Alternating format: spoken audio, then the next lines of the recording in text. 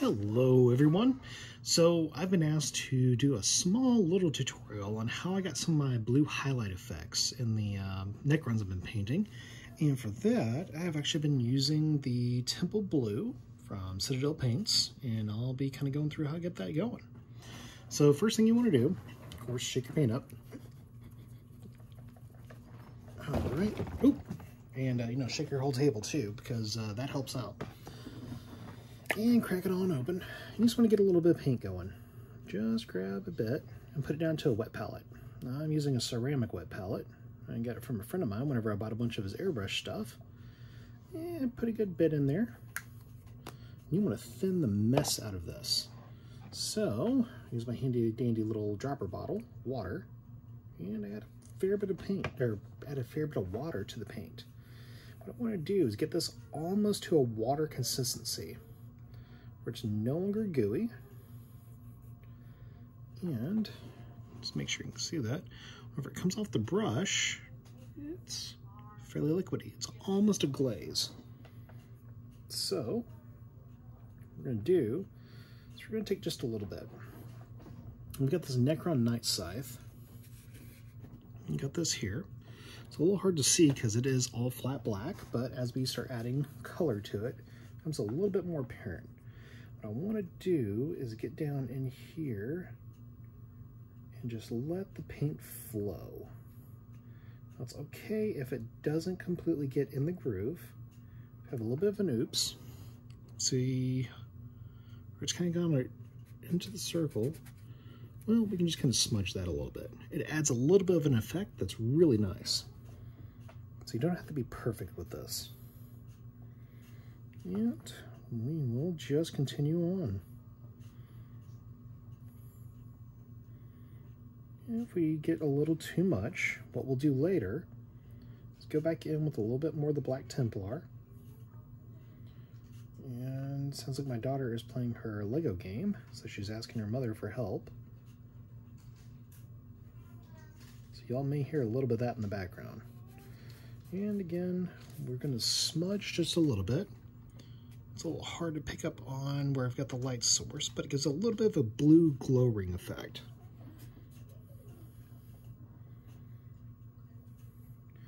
What we're going to do is we're just going to go through and we're just going to hit down all these little valleys, get this blue in there. When you are doing this, if you get some on the outside, you do not want to wait for a long period of time to come back in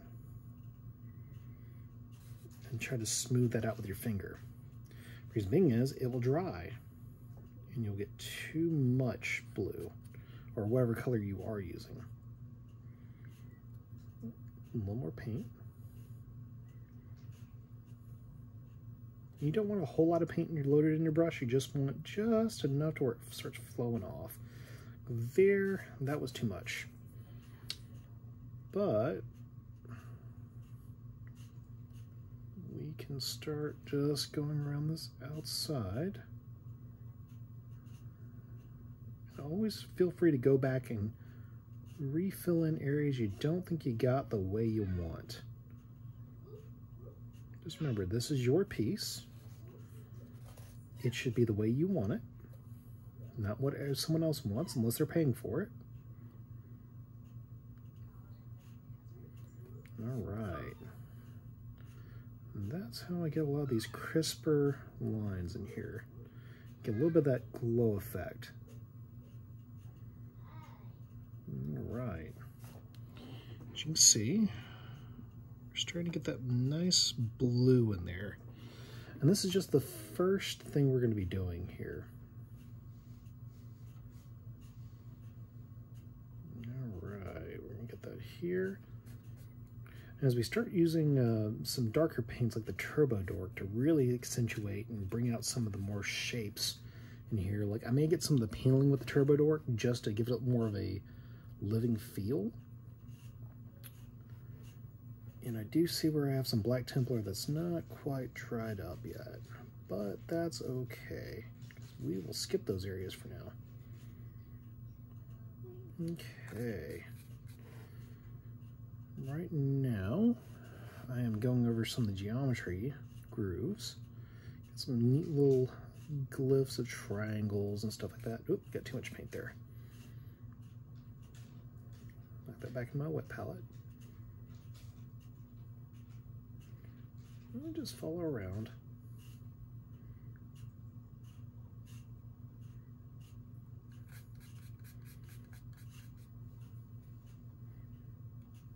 Now occasionally you'll get your thumb or something in there and it'll pick up some of the paint. You may need to just go back through.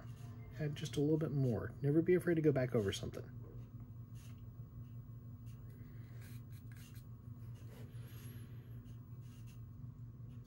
Hopefully in the future I can get a little bit more of a professional setup on this. A little more paint. And possibly do this as a live stream because I would love for people to be able to ask questions as I do this.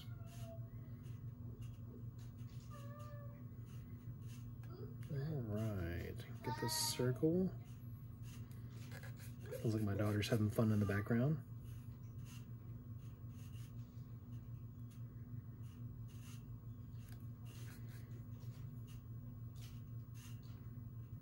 Alright, we're gonna get that. And so hopefully you can kind of see it. It's a little hard. It's a little drowned out. Oop. Okay, I didn't get it in there. Woo. Almost had a whoopsie. But I'll be getting some more pictures going, but I'm getting this area right in here and adding those details in.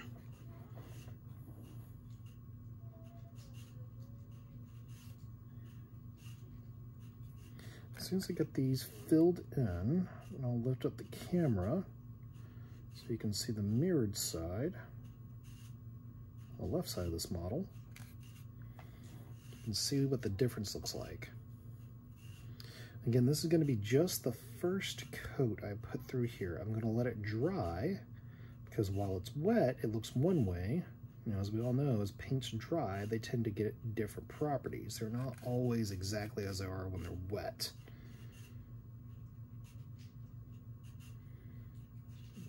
Alright, got just a little more panel work here, or not panel work, but line work.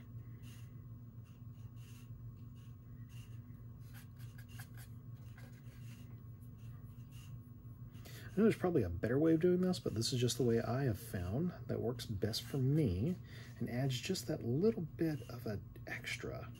I know there's some ways to using super tiny brushes and doing all that jazz, and I mean, it's cool if you can do it. It's just not my cup of tea. All right, so I've got a much larger piece right in here. Let's see, there we go. As you start to fill that in, this is where you can come in and make a couple extra mistakes, getting too much paint. Always go less paint, you can build up, you can't always build down.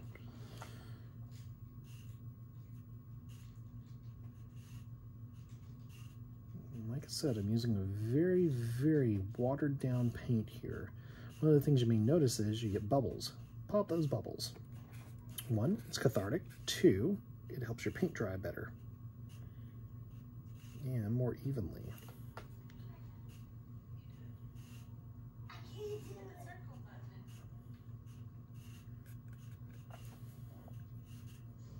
Get some more paint loaded. And we are almost done with this circle for the first go around. I need to go back over it a little just to fill in. And for my motif, I am actually taking anything that's rounded out and as a geometric shape, like the circle in the middle of this glyph. I'm going to be painting a turbo dark blue, so I'm not super worried about getting a whole lot of blue on this. So don't worry too much about it. And one of the things I have been doing is actually going along the spine and adding a bit of this blue to it, because I think it looks really, really good. I've done that with all of my Necrons. We're going to go down here. And that blue spread out a little much here, but I'll be going back through with a little bit of the Turbo Dork and making that a little different. One of the things I'm also going to do is get the eyes, which may be a little too big for this brush. Nope, just right.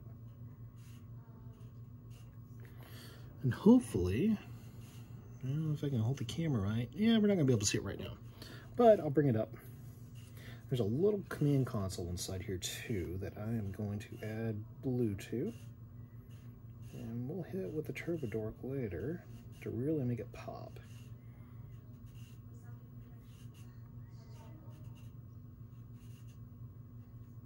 Now with this area, it's a little hard to get my finger in there to clean things up. So just be aware of that whenever you're sticking your brush down in there. Voila, that's looking pretty good. All right, let me add a little bit to the chest. Get a little paint. Looks like the Black Templar has not 100% got in there. Now, one of the tricky parts about a model like this is getting your brush exactly where you want it to be. So these two little spines right here make it real hard to get exactly where I want without turning things to a weird angle. This is why I don't recommend people gluing things to a base until they're ready for that final glaze, a final little bit there. If you're just starting it, I prefer to actually hold it so I can get it at very strange angles that may not be available to me. All right, let me get this front side here. Right in here, we're going to go ahead and fill in. Okay.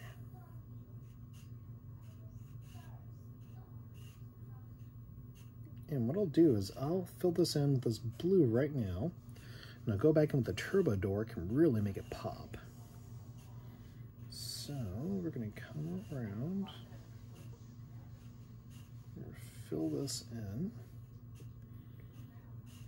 Okay, stick my finger there. Really make that look nice.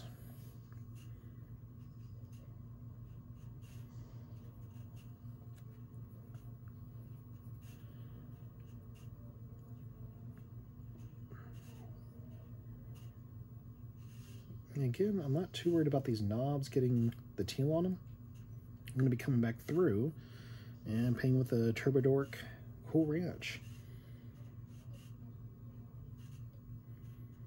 That's going to take a couple applications. If you've never used Turbo Dork paints before, especially their metallics, they do not go on very bold unless you have a very, very dark base coat. And even then, I would recommend 2 to 3 applications. Alright, and this is going to look real messy inside the grill, or air intakes, whatever you want to call these things. But I'll go back through with a dry brush and putting Necron compound on there to really accentuate the metallic look of it all. But having that black base coat really makes everything pop out. Go ahead and get this one down in here. Oh, I gotta get those air intakes on top too. So I'm gonna show us side by side. Okay, get a little bit teal there, but that adds a little bit like of a hue slash gold effect. Glow effect. I can't speak today. Looked over and saw my gold paint, and first thing popped in my brain was say the word gold. If y'all can't tell, I ramble a lot whenever I get on stream or make a video. Okay, now we're going to color these air vents, or air intakes, whatever you're going to call these things, because it makes a nice little glow effect.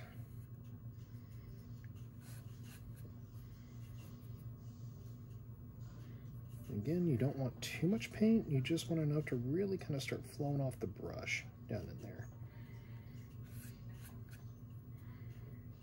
I'm not going to get hyper aggressive about putting a lot in there. Sorry, I was needing to see where I stick my brush. Try to keep this in camera frame.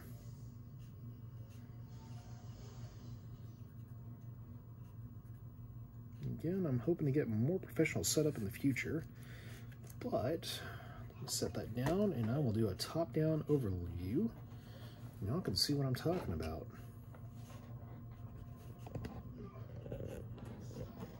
Okay, we can see where that blue is really coming in and starting to accentuate the model. Again, don't worry so much about down here, we're going to be hitting that with a dry brush and getting that to be more of a silver look. For now, we're going to look at kind of a side-by-side.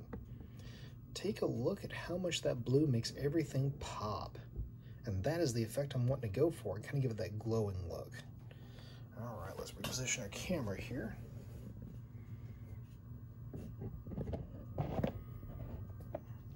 Okay, how good are we? Let's get that out of frame.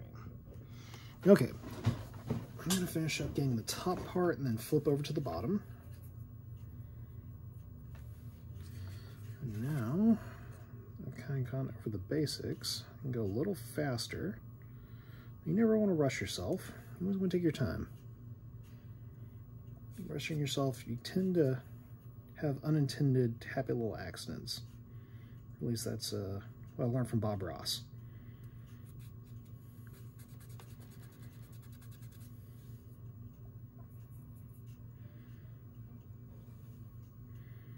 Sometimes those can make some really cool additions to a model or anything you're painting. I know I've had my share.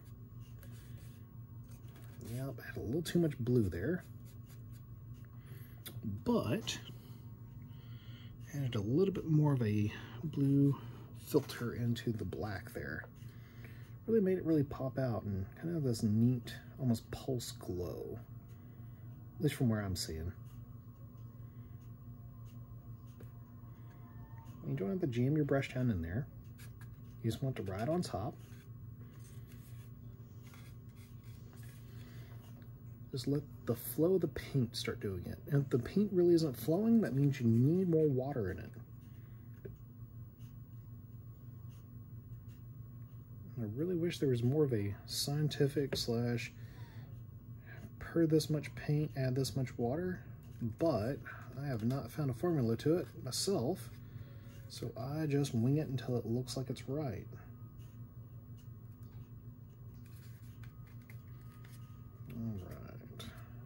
Cleaned up there.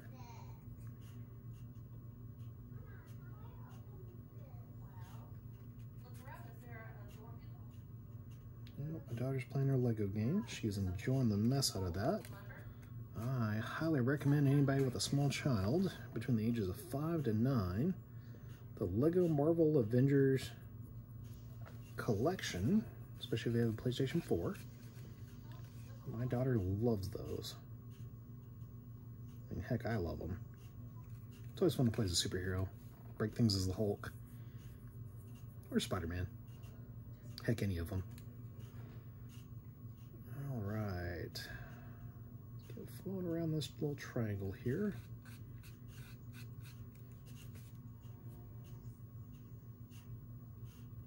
Okay. This is not flowing as well as I'd like. Let's see right here. Maybe? Yeah, there we go. It's kind of smudging, but it's not really smudging the way I expect it to. So that means I need more water in my paint. Okay, let's mix this up a little bit more.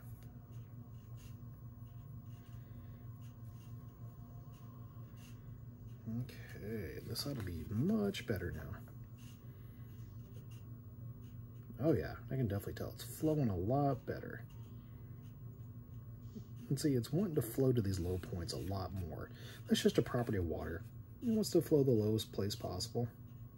We have water tables. I'm going to go back through and put a black wash that will take out some of that brightness. Don't necessarily want. I may need to come back through after that and apply more of this teal. But we'll see what it looks like whenever I get there. Because it may be that it looks really good without it. That's one of the beautiful things about painting. There's always a journey and a bit of exploration of not just the model, not just your own skills, but a partnership of the two. The model kind of guides you. Sometimes you guide the model. But in the end, hopefully you and the model come to an agreement about what it should be.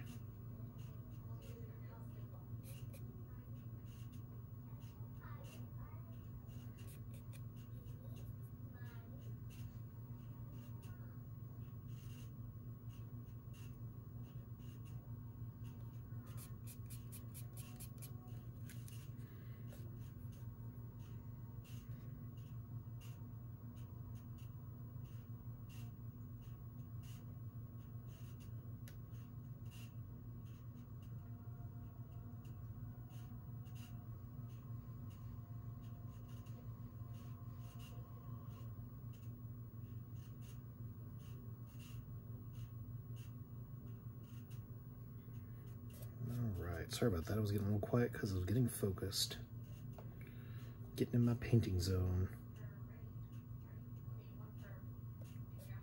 Okay, we got that circle done.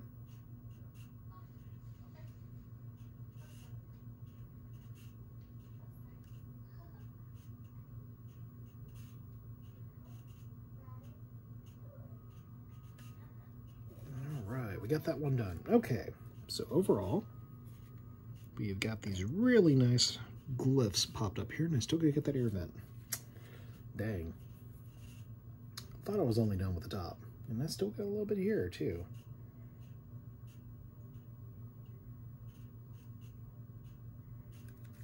Alright. Oh. Is that on the other side? Yeah, that is on the other side. They did have some glyphs there. Pardon the omission on the painting there.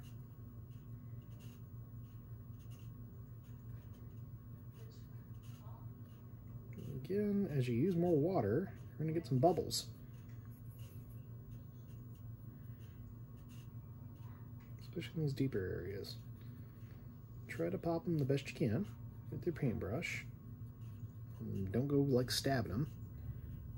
Don't mess up your paintbrush. But they'll occasionally just stay in there. And that is just fine.